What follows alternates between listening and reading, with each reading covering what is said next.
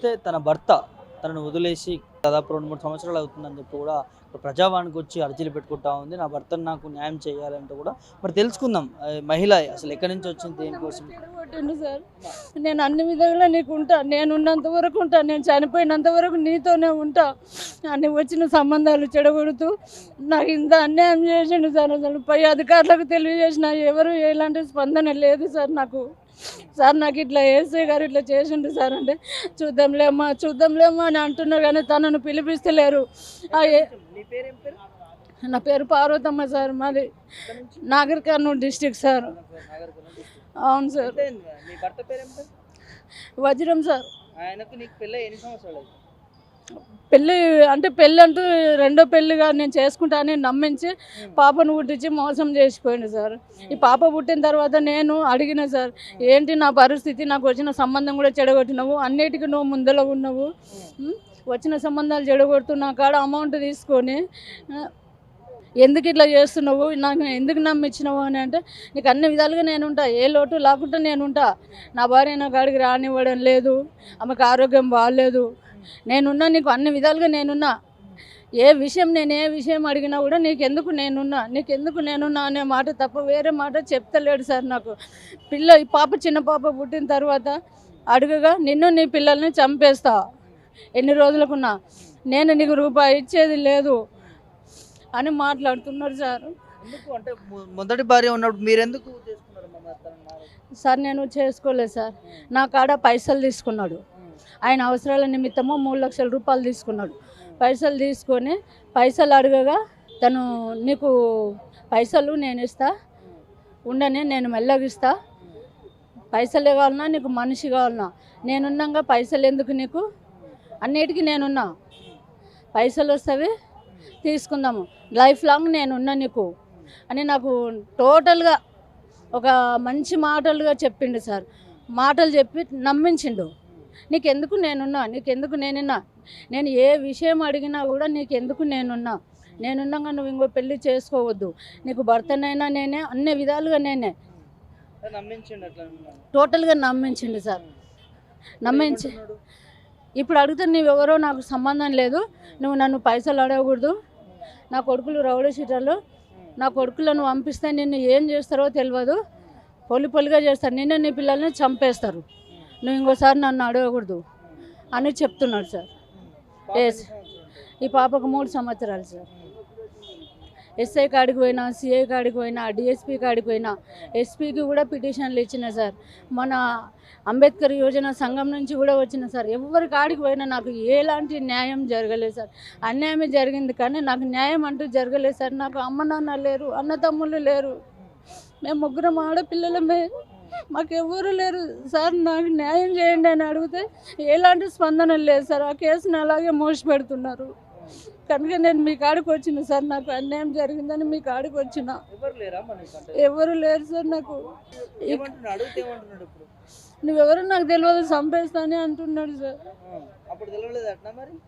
నేను చెప్పిన సార్, నా జీవితంలో జరిగిన అన్నీ కూడా తనకి చెప్పేసిన సార్. నా పరిస్థితి ఈ విధంగా ఉంది, నా జోలికి రాకు అని కూడా చెప్పిన. ఆ డిపార్ట్మెంట్లో మస్తు నడుస్తలే అని ఎన్నో విధాలుగా అన్ని రకరకాలుగా చెప్పిండు సార్. అతను వేస్తే నేను హోంగార్డ్ని సార్. అవును సార్. అవును సార్. అన్ని విధాలుగా చెప్పిన సార్. నా జీవితంలో ఏమి జరిగినవో అవన్నీ చెప్పేసిన. దయచేసి నా జోలికి రాకు అని అంటే, నీకెందుకు, నేను అందరిలాంటి వాడిని కాను, నేనున్నా ఏది ఏమైనా నేనున్నా అని చెప్పిండు సార్. నాకు ఈ పాప కన్నా ముందు ఇంకొక పాప కూడా ఉంది సార్. ఆల్రెడీ నాకు మ్యారేజ్ అయ్యింది, నాకు పాప ఉంది అని కూడా చెప్పిన సార్. ఆ పాప కూడా నాకే పుట్టిందని అనుకుంటానే అన్నాడు సార్. అతను అన్ని విధాలుగా నమ్మించి మాయమాటలు చెప్పి ఇప్పుడు నా పైసలు అడిగితే పిల్లని, నా పరిస్థితి ఏంది అని అడగగా ఆ రకంగా నన్ను భయభ్రాంతులకు గురి చేస్తున్నాడు సార్. ఇట్టి పైసలు కూడా ఈ 3 లక్షలు అడిగితే 3 లక్షలు తను ఒక మధ్యవర్తి కాడ పెట్టిండు. ఆ మధ్యవర్తిని అడిగితే నాకు సంబంధం లేదు అని మాట్లాడుతున్నాడు సార్. అతని పేరు వజ్రము. అవును sir. Nagar Kurnool district sir. మాది అచ్చంపేట సార్. నాగర్ కర్నూలు సార్. నీకు ఏం న్యాయం కావాలంటున్నారు? సార్ నా పైసలు నాకు ఇప్పించి ఈ పుట్టిన పిల్లకు ఏం న్యాయం చేస్తారో చేయమనండి సార్. నాకు న్యాయం కావాలని అడుగుతున్నాను సార్. నేను పిఎస్లో అడిగితే ఏమంటున్నారు వాళ్ళు పోలీసు అధికారులు? పిఎస్లో అడిగిన సార్. దాదాపు 2021 నుంచి పాప పుట్టిన కాడ నుంచి నేను పిటిషన్లు ఇచ్చిన సార్. అమరాబాద్లో ఇచ్చిన, ఎస్ఐకి, సిఐకి, డిఎస్పీకి, ఎస్పీకి కూడా ఇచ్చిన సార్. ఎవరు ఎలాంటి స్పందన లేదు సార్ నాకు. చూసారు కదా మరి పోలీసు వ్యవస్థలోనే ఈ విధంగా జరుగుతుంది. తిను ఒక హోమ్ గార్డు, తిను ఏదైతే మొదటి పెళ్ళాం వేరే ఆమె ఉండొచ్చు, ఏఎస్ఐ అధికారి పోలీసు అతను మరి ఏ విధంగా తిను బలపరుచుకున్నాడు సార్. నా ఇంటి మీదకి ఆయన నేను ఓపికతో నూకున్నా సార్.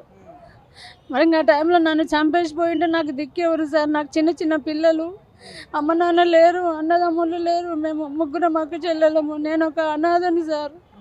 ఎన్ని విధాలుగా ఎన్నిసార్లు తిరిగినా కూడా ఏం పట్టించుకుంటలేరు సార్ నన్ను. ఇంత అన్యాయం జరుగుతుంది సార్ నాకు. ఒక డిపార్ట్మెంట్లోనే ఇంత అన్యాయం జరుగుతుంది. సామాన్యమైన ప్రజలకు ఏ విధంగా న్యాయం ఉంటుంది సార్? మీరే చెప్పండి. మరి ఇంతకాలం బయటికి ఎందుకు రాలేదమ్మా? ఇప్పుడు ఎందుకు వచ్చినావు? సార్ నేను అధికారులు చేస్తారు అన్నట్టుగా ఓపికతో ఉన్నా సార్. పై అధికారులకు తన మీద దరఖాస్తు ఇచ్చిన కదా, సరే ఎందుకు ఎందుకు పోవాలో అధికారులకు తెలియజేసిన కదా, అధికారుల నుంచి ఏమైనా స్పందన వస్తుందేమో అన్నట్టుగా వెయిట్ చేసిన సార్ నేను. సరే పై అధికారులకు చెప్పకుండా ఉంటే మాకు చెప్పలేదు అనే మాట అంటారేమో అన్నట్టుగా తనకు అందరికీ చెప్పిన సార్. ఎస్ఐకి, సిఐకి, డిఎస్పీకి, ఎస్పీ దాకా కూడా ఇచ్చిన సార్. వాళ్ళు ఒకరి మీద ఒకరు చెప్పుకుంటున్నారు సార్.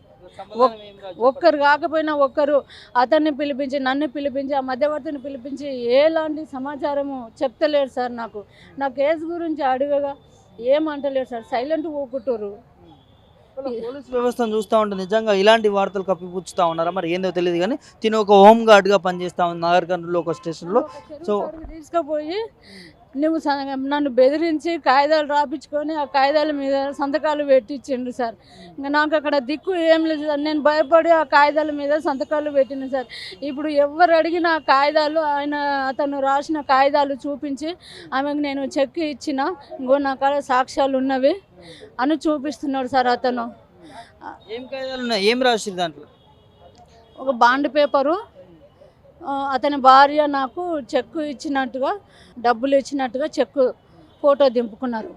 ఈ 3 లక్షల ఇదంతా చూస్తుంటే ఈ కేసుని కప్పిపుచ్చడానికి, లేకపోతే తిను ఎవరైతే ఉన్నారో తిను మళ్ళీ మీడియా ముందు కానీ లేకపోతే మళ్ళీ కేసులు కానీ పెట్టకుండా తినని ఏదైతే బయటికి రాకుండా కప్పిపుచ్చే విధంగా, మూసేసే విధంగా మరి అక్కడ ఉన్నటువంటి పోలీసు అధికారులు కావచ్చు కొంతమంది చేస్తూ ఉన్నారని చెప్పి కూడా మనకి ఇక్కడ క్లియర్ కట్గా కనిపిస్తుంది. పాపను చూడొచ్చు, చిన్న పాప, దాదాపు 3 ఏళ్ళు కూడా నిండని పాప.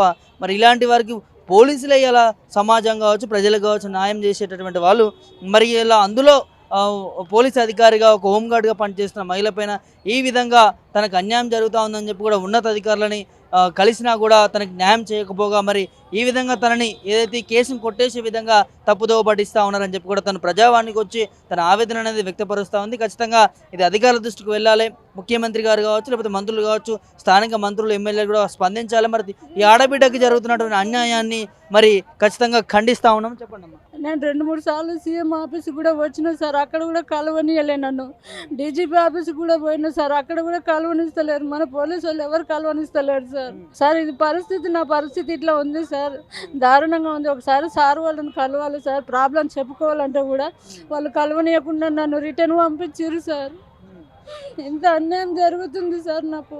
మరి ఖచ్చితంగా అధికారులు దీని పట్ల స్పందించాలి. ముఖ్యమంత్రి గారు మరి ప్రజాపాలన అంటారు, పోలీసు ఫ్రెండ్లీ పోలీసింగ్ అని చెప్తా ఉంటారు. మరి అలాంటి పోలీసు వ్యవస్థలోనే మహిళలకి ఇలా ఇక్కడ అన్యాయం జరుగుతూ ఉందని చెప్పి కూడా తను ఆవేదన పడుతూ ఉంది. ఖచ్చితంగా దీన్ని స్పందించి ఈ కేసు ఏదైతే ఉందో మరి తనకి తిను తప్పు ఉందా లేకపోతే ఆయన తప్పు ఉందా, ఎవరిదో ఒకటి క్లియర్ కట్గా దీంట్లో ఒక క్లియరెన్స్ ఇవ్వాల్సింది. మరి ఈ చిన్న పాప, ఈ ఆడబిడ్డ చిన్న పాప, ఆమెనైనా కొంచెం చూసుకొని మరి ఈ ప్రభుత్వం కావచ్చు, ముఖ్యమంత్రి కావచ్చు, లేకపోతే పోలీస్ శాఖ కావచ్చు, ఉన్నతాధికారులు కావచ్చు ఒకసారి చూసి ఈ కేసు ఏదైతే ఉందో దీన్ని సాల్వ్ చేసే దిశగా, వీళ్ళకి న్యాయం చేసే దిశగా చర్యలు తీసుకోవాలని చెప్పి కూడా తను ప్రజావాణి ముందు వేడుకున్న పరిస్థితి చూస్తూ ఉన్నాం.